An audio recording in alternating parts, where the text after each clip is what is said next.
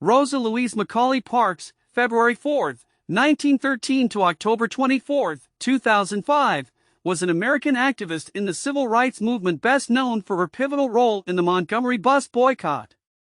The United States Congress has honored her as the First Lady of Civil Rights and the Mother of the Freedom Movement.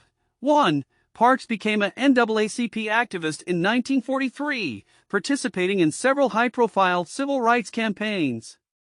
On December 1, 1955, in Montgomery, Alabama, Parks rejected bus driver James F. Blake's order to vacate a row of 4 seats in the colored section in favor of a white passenger, once the white section was filled.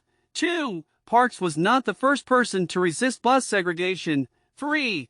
But the National Association for the Advancement of Colored People, NAACP, believed that she was the best candidate for seeing through a court challenge after her arrest for civil disobedience in violating Alabama segregation laws, and she helped inspire the black community to boycott the Montgomery buses for over a year.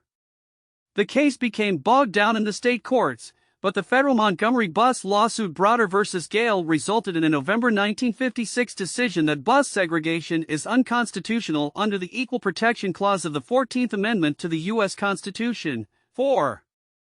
Parks's act of defiance and the Montgomery bus boycott became important symbols of the movement.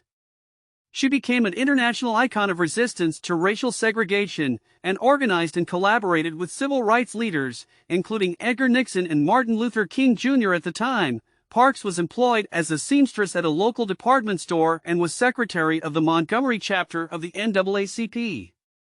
She had recently attended the Highlander Folk School, a Tennessee center for training activists for workers' rights and racial equality.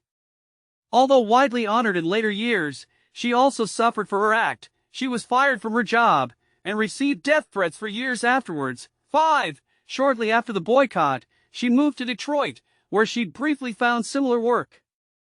From 1965 to 1988, she served as secretary and receptionist to John Conyers, an African-American U.S. representative.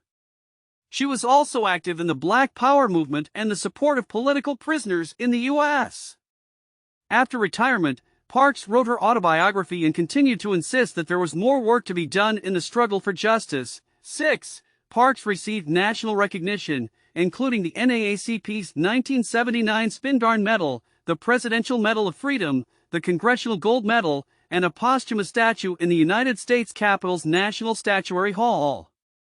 Upon her death in 2005, she was the first woman to lie in honor in the Capitol Rotunda.